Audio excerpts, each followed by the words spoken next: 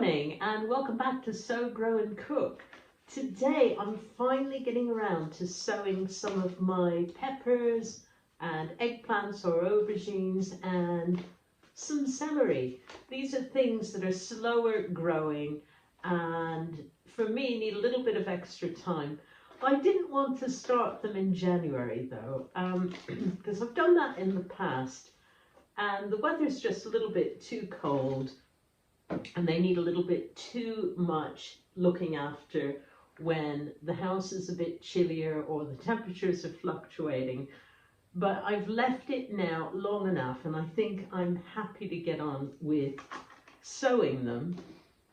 The equipment I'm going to use today is, I've got some of these little square pots which fit very neatly in the tray of this very cheap heated propagator.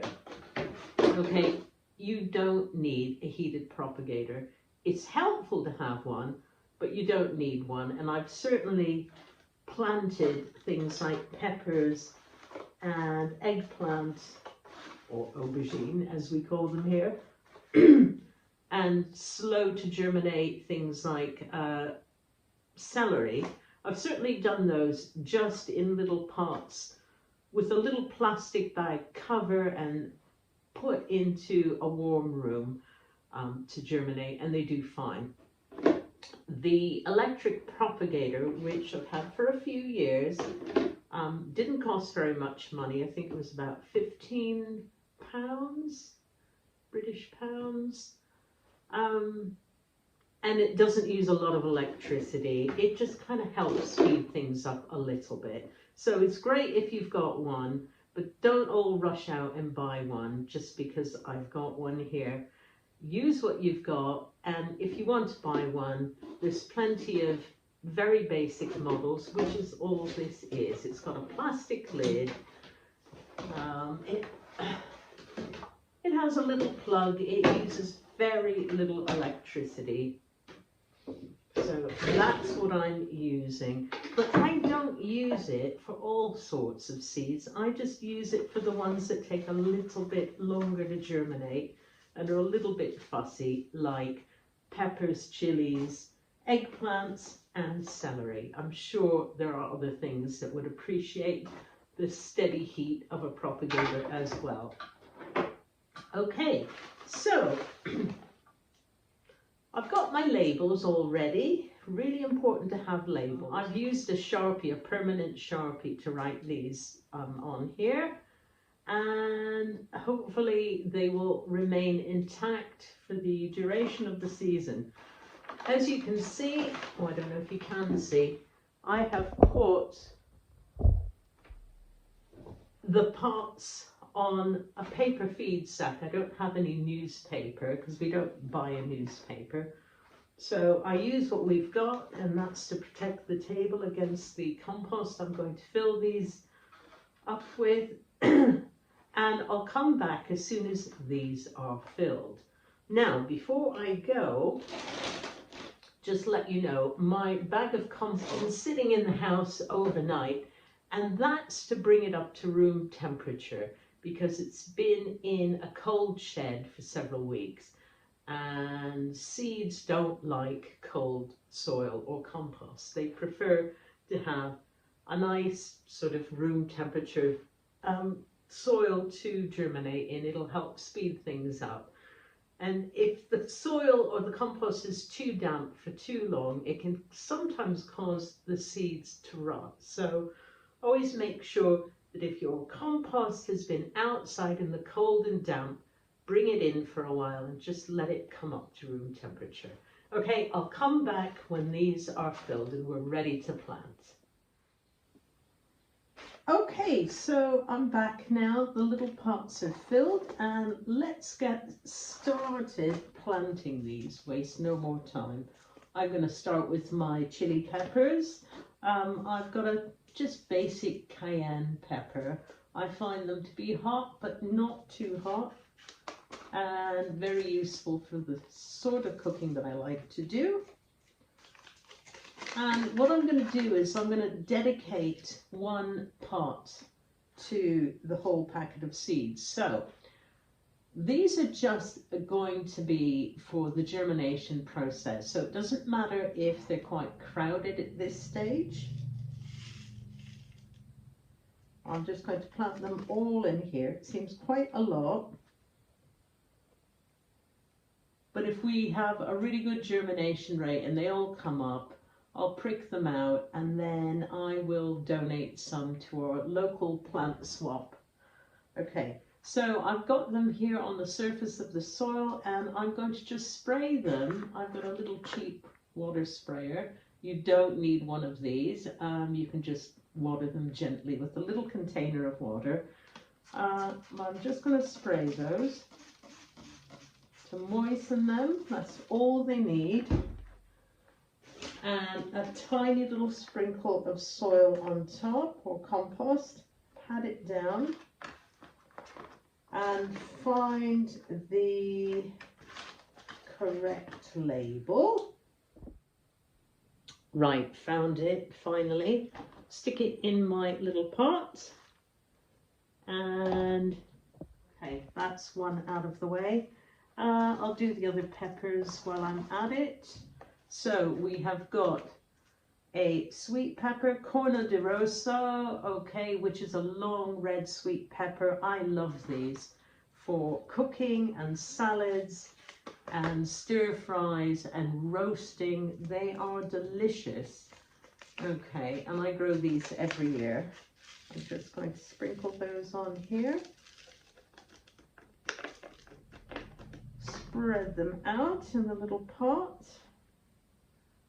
Again, if we get really good germination, then I will gift these plants to our local seed swap to help encourage people to grow their own. You can give them to friends and family if you like, or you can sell them if you prefer, if you get a lot of something. Right, and that's going into the tray for now.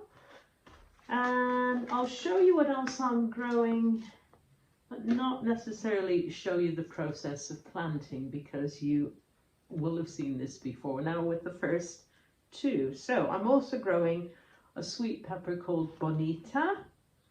And I try to go for varieties that are early maturing and do well in our polytunnel here in Wales. Now the polytunnel does help speed up the growth and provide a good warm shelter for the peppers to grow. Nonetheless, I still go for the early maturing ones because I like the fruit to ripen as well. So I don't just want green peppers, I want them to turn their final color. And in this case, it's a range of pale yellow and red ones. And the Corno di Rosso is red as well, and the Cayenne is also red. So it needs time to kind of ripen as well as produce fruit. Okay, so we've got that. And in addition, I've got 3 different sorts of eggplant or aubergines. I've got a white one called Gretel, and I've got a black one called Bonica, and that's an F1 hybrid. And then I've got an early long purple. Okay, so 2 dark ones and a white one, different shapes and sizes. That ensures that maybe one of the varieties will do well and maybe some will do less well, but we've got a bit of a balance there. And if they all do well, then I can give the additional fruit to friends and family, or I can preserve them in some way. Okay, so I'll be doing those. And I'll also be doing some celery, which is very slow to germinate. And I will plant several in a little pot. And as they grow, I will prick them out and put them into separate little module trays. Okay, I'll come back when these are all planted.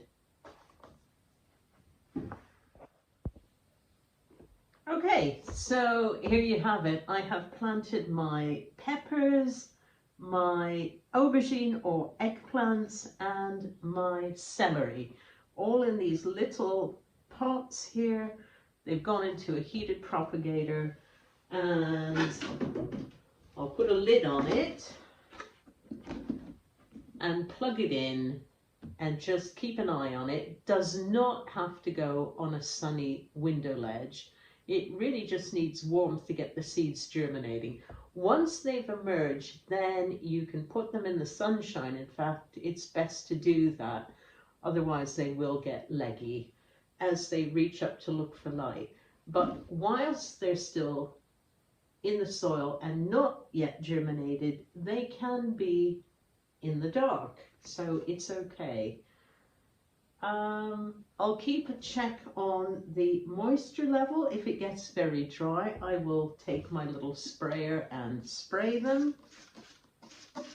But the important thing is not to over saturate your plants or your seeds before they germinate, because they can rot off if you do.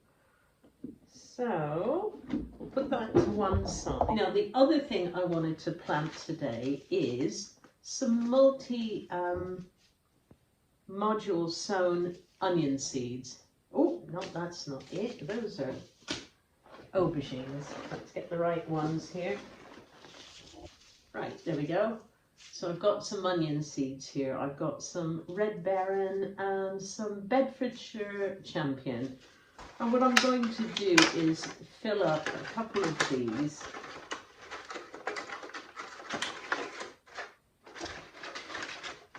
with compost, and I'll show you how I plant these.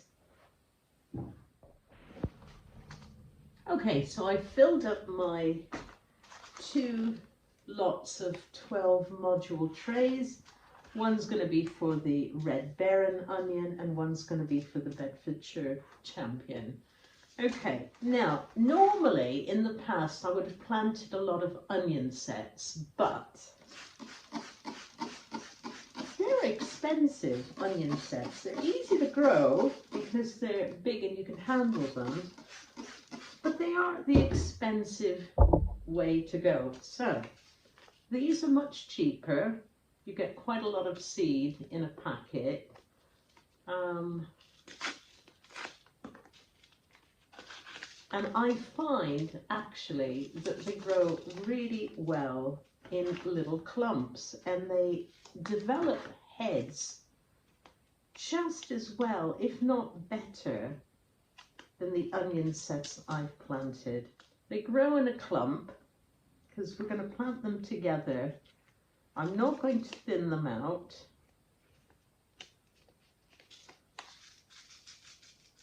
So this is what I'm going to do.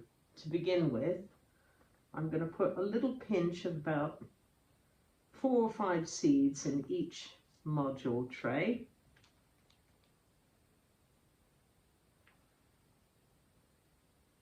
So I've got 12 of these little modules here, and each module is going to get a little pinch of onion seeds.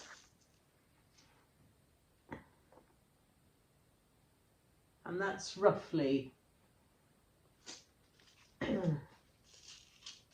anything from 3 to 6 seeds.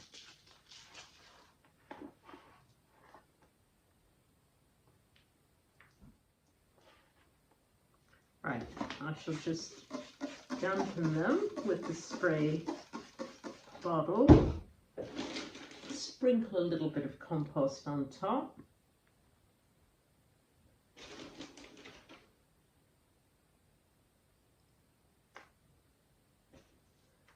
and pat them down.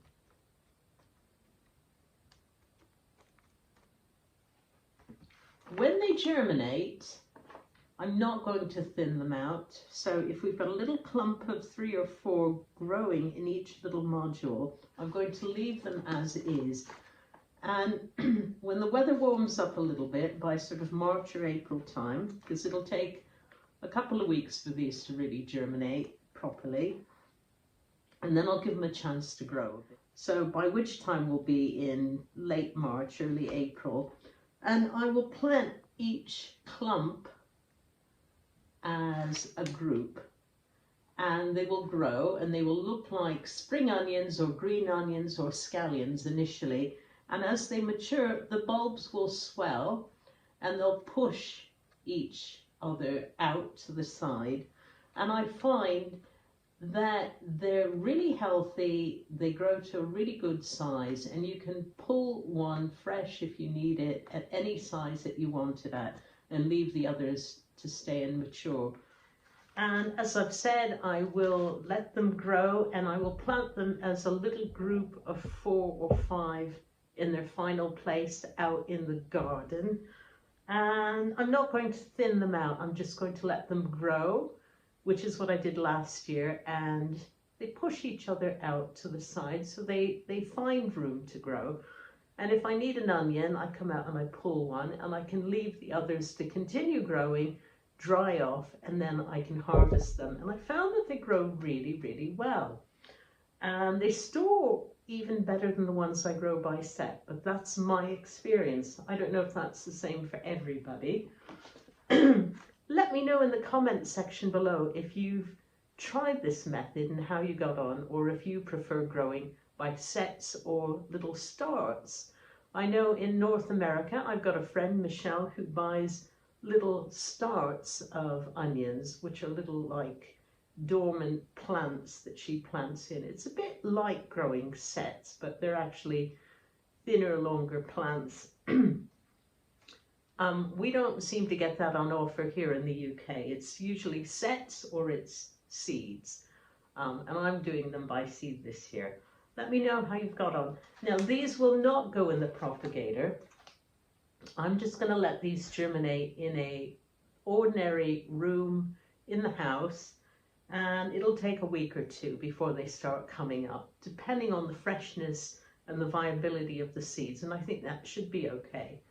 And that's what I'm doing this week. Now, each week I'm going to be possibly planting a little bit more, and the next seed sowing session I do will probably be tomatoes and a couple of other things. So stay tuned and look out for that, because that should be coming up shortly. And once again, thanks for watching Sow, Grow and Cook, and hope to see you next time. Bye for now.